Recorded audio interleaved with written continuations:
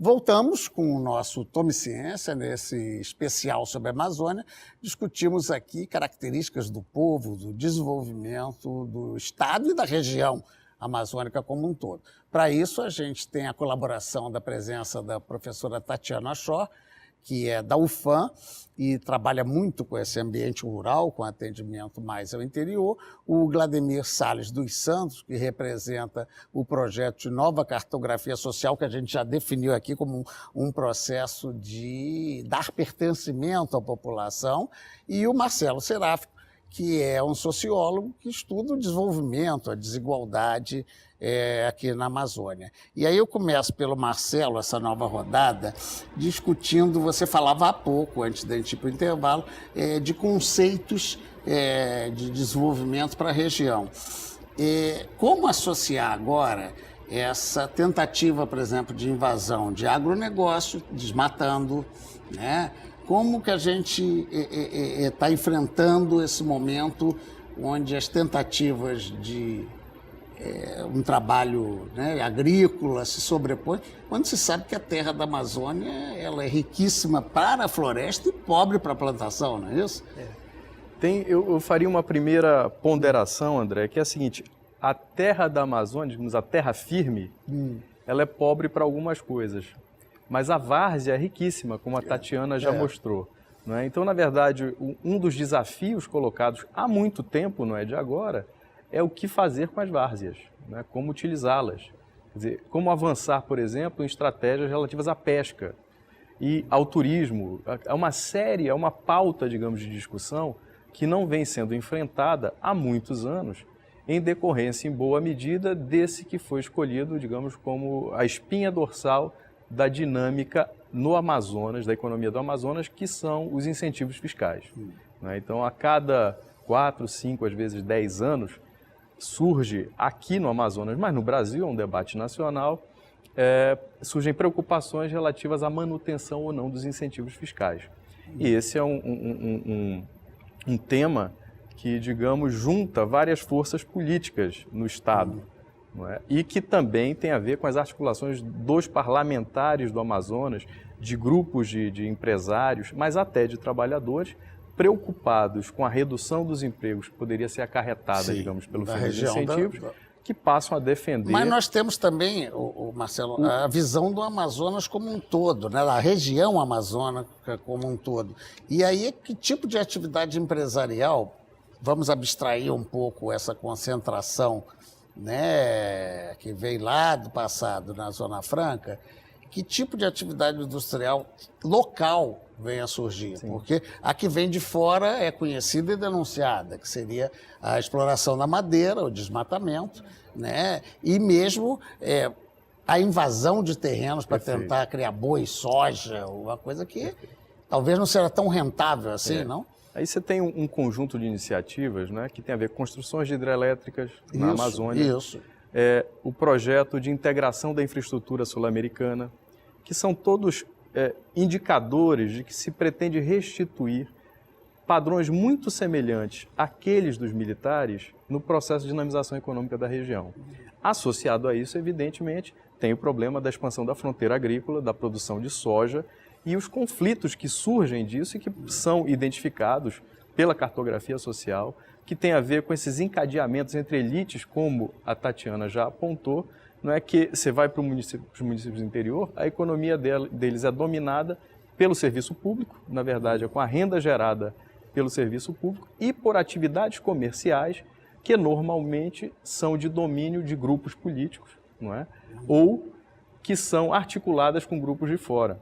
Então, as maiores cidades, além de Manaus, no Amazonas, são Itacoatiara, que teve já uma boa produção madeireira, constrangida por todas as medidas para constranger, de fato, né, a exploração da madeira na Amazônia.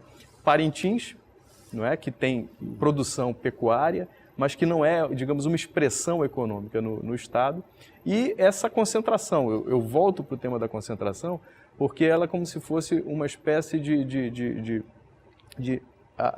a dinâmica econômica de Manaus subtrai muito de forças que poderiam se voltar para novos projetos de desenvolvimento do interior. Quer dizer, deixa eu pegar então um aspecto aqui com o Vladimir. E isso facilita, digamos, desculpa André, mas isso facilita essas estratégias de exploração florestal, de exploração pecuária vindas de fora, porque isso acaba sendo alternativa de vida para as pessoas que habitam no interior. Para dar um desenvolvimento por aí. E aí é que eu ia chegar, aproveitando a sua visão de que isso gera conflitos sociais, e perguntar o que é que o pessoal da nova cartografia social encontrou e como dimensiona já, na medida em que vocês já fizeram um levantamento que vem vindo de longo tempo, né? Desde quando o projeto é? De 2005 para cá. Já é bastante capacitado a aferir, por exemplo, o crescimento ou não desses conflitos de terra. Eles se dão por conta dessa invasão de fora ou por conta de uma oligarquia local? Como é que isso acontece na realidade? Eu diria que são os dois fatores aí, né,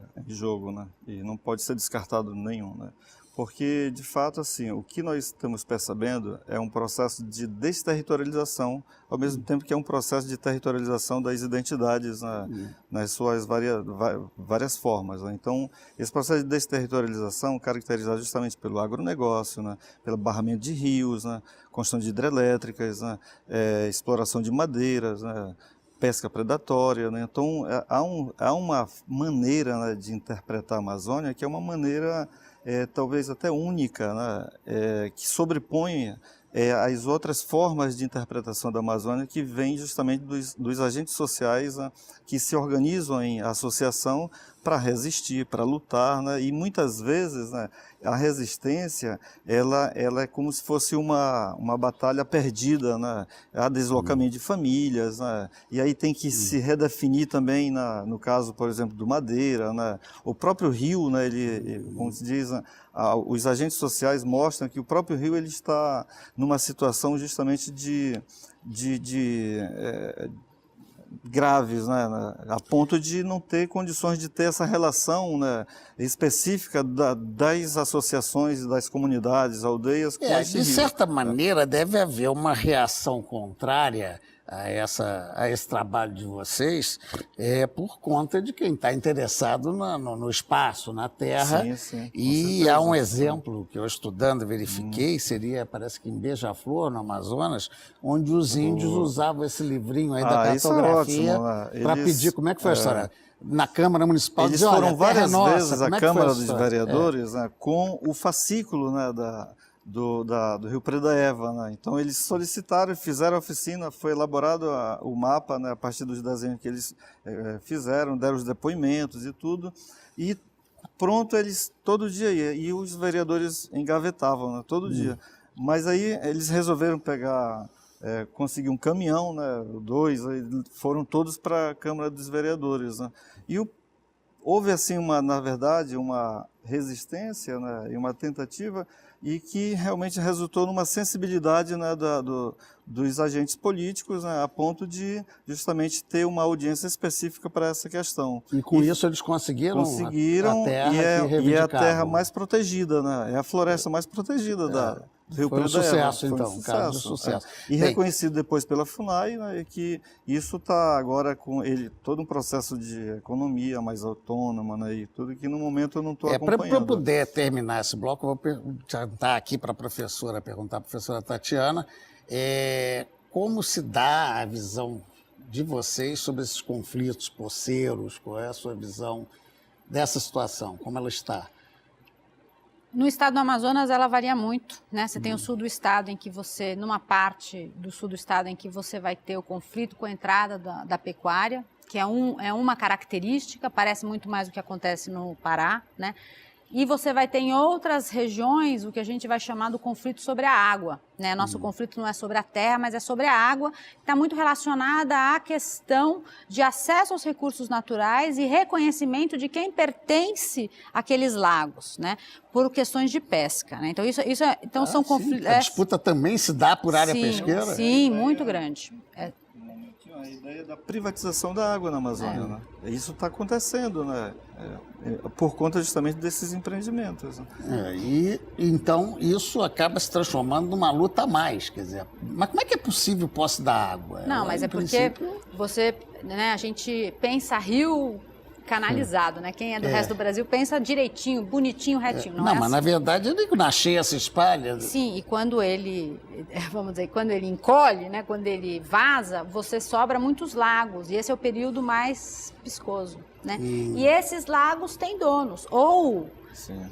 Deveriam ter donos, né? Existe no Amazonas o movimento eclesiástico de base, né? Na década de 60 e 70, foi muito importante em organizar as comunidades para defenderem os seus recursos naturais na sua comunidade e seus lagos da entrada de embarcações ou peruanas ou do Pará ou do próprio Amazonas que iam no lago. Então, como o lago fica fechado, passa uma rede de arrasto com malha fina e pesca tudo que tem no lago e você acaba com o lago. Leva o peixe da moçada. Hoje um exemplo muito interessante com relação a isso é a organização que se tem para a despesca do pirarucu em área protegida. Né? Existe toda uma legislação e uma legalização sobre o quanto a cota de pirarucu que cada comunidade tem para pescar. Isso é uma briga também. Bem, deixa eu fazer mais um intervalo e a gente volta já já ao nosso papo aqui do Tome Ciência. Um instantinho só.